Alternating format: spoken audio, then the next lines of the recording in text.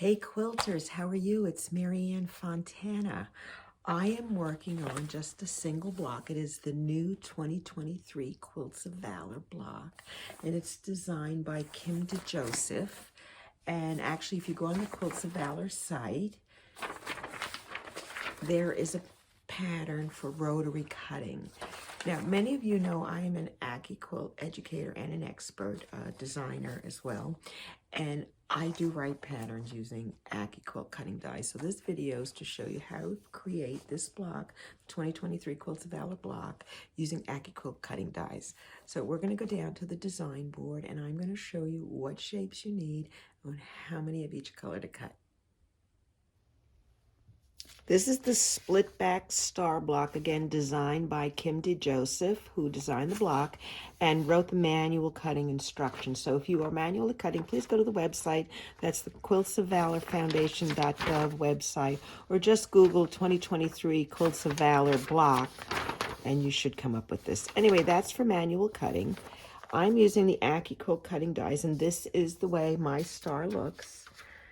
And here is her design, and here's my adaptation on the AccuQuilt cutting dies. And as you can see, I think it looks exactly the same.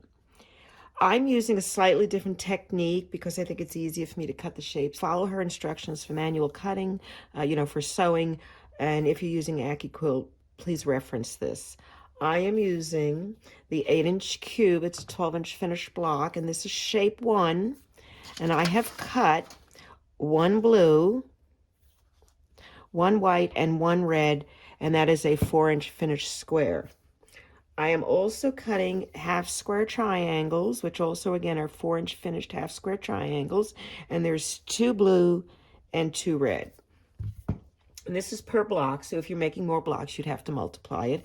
These are quarter square triangles. This is cutting 4 at a time, and I need 2 blue and 2 red, which I will cut. And again, these are 4-inch finished blocks, quarter square triangles. I am then going to go and cut the small half square triangles, which finish at 2 inches for the star points, and I'm going to cut 8 white. And with that, actually, I'm going to make flying geese, which are these 3 shapes here, to make it easier to put together, but I will show you that when I'm sewing. And lastly, I'm going to use shape 8, which is a 2x4 finished rectangle for the second half of the block with the flying geese, and that is all you need for 1 block. I will show you how to sew it together. I always like to keep a reference copy of what I'm doing next to me so I can keep track, just in case I forget where I'm at. The first thing I'm going to do is sew the half square triangles together for either side. And that's just simply taking the 2 shape 3 and sewing the red and the blue together.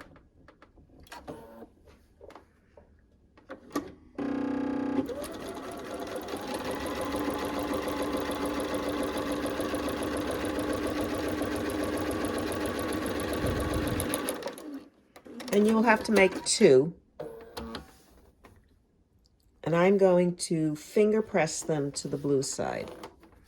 So we'll make 2 and we'll set them aside.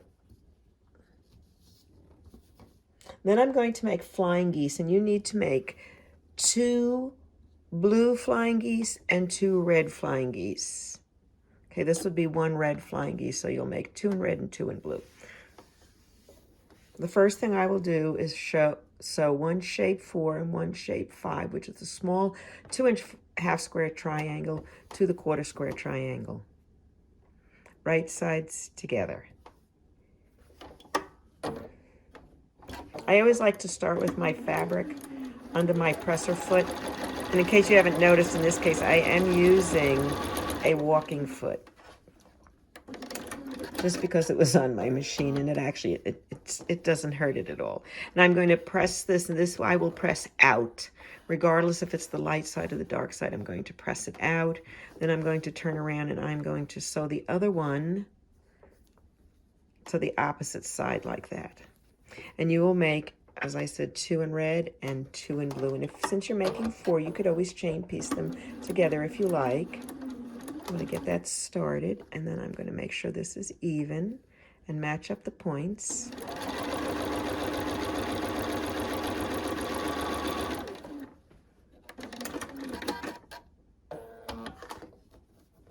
and that is flying geese. Take the flying geese and the shape number 8, which is the 2x4 finish rectangle, and sew the same color, right sides together, into a 4-inch, it'd actually be 4.5-inch, but 4-inch finished square. Make sure that the broad side of the red is against the red, and you will repeat this with the other red one and make 2 blue as well.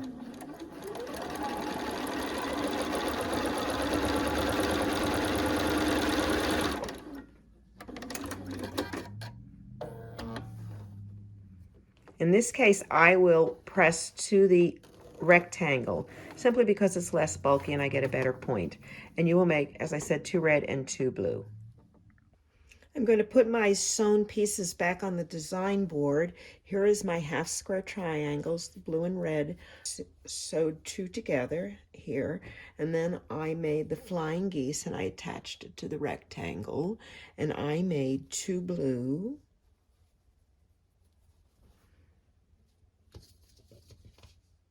And 2 red. Now all I have to do is sew them together.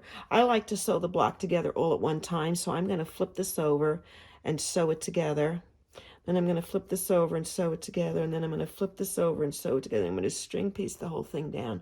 When I'm done, I'm going to go ahead and open them. They're still going to be sewn together. I'm going to be sitting at the sewing machine. And then I'm going to go ahead and I'm going to sew the last row together this way, and then all my pieces will be connected, and when I turn it, I will have no chance of making a mistake. Now, if you would prefer, you can certainly sew it a more traditional way, which would be first, second, and third block in the first row, first, second, and third block in the second row, and then the first, second, and third block in the last row, and then go back, you know, make as many as you need, and then sew this row to this row, and then this row to that row. I find the other a little faster, but it could be confusing for some people. I'm going to go ahead and sew it my method and just show you how easy it is. I'm sewing shape 1 and 2 together from the first row. Right sides together, of course, always and forever. Under my presser foot.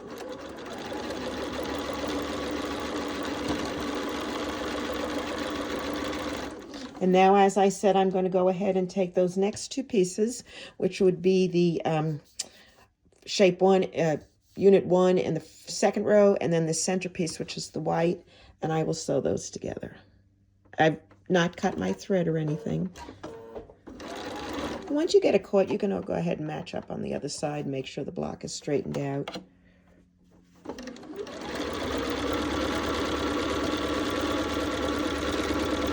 And then I'm going to go ahead and get the last 2 pieces from the first 2 rows, which is the blue. Make sure the dark blue is on the top. And then I have the red section with the white in, flip it over. Into my presser foot. I like to start, go ahead, go back, match it up.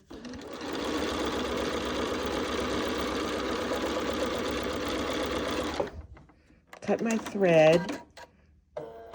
I'm going to back up a little. Now I'm going to go ahead and open these, as I said. Now look, they're nicely sewn together. And because I sewed them in a row, I have the strings connecting them. And then I'm going to go ahead and put the last row on, which will now be this piece. And I have to make sure I sew the long blue side in first.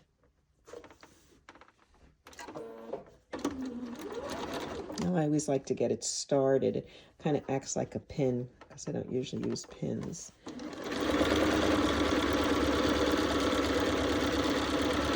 And stop. Now this is the center one, so I'm going to now use that other flying geese section, the red one with the white stars in, white half square triangles. Let it get caught. Give this a little tug. Straighten it out.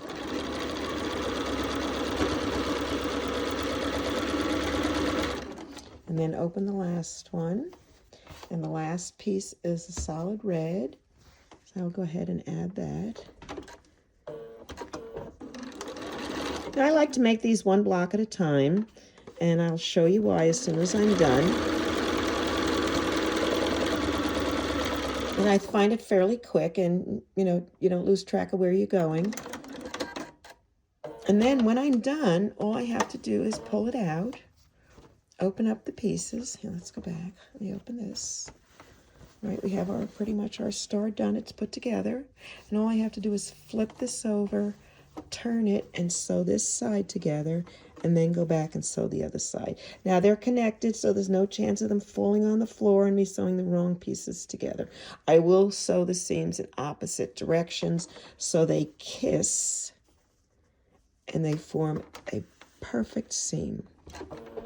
Get it started, and then I'll ease up the fabric, make sure it's matching across here.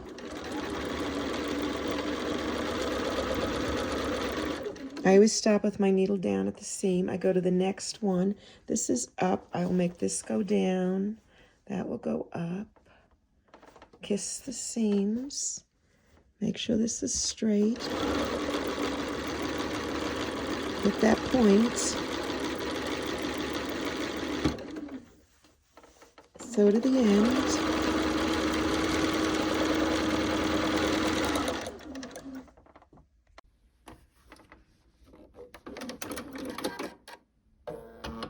And once I do that side, I can open it up. And you can see. Let me see if I can turn. I'm going to turn around so the other side. Look how nice that looks. Once it gets pressed, it'll look lovely. So I'm anyway going to open this side. Let's back up a little more. Okay, so this is the side we just sewed. I turned around. I'm just going to flip this over and do exactly the same thing. Only thing I'm going to do is mind the way I did these seams. This one's going down. So I just want to make sure this goes the same direction all the way across and I don't accidentally flip it. So that means this one goes up. And these are connected, you know, so you may have to put your finger in there, but it won't fall apart. You won't sew it wrong. There, and then I'll go back up to the top. Match it up. Put it under the foot.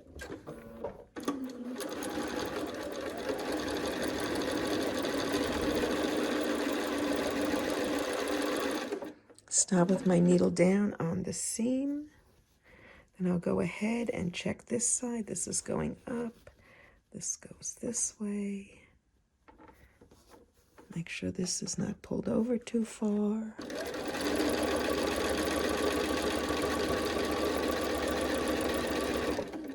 Stop at the seam, get my last section.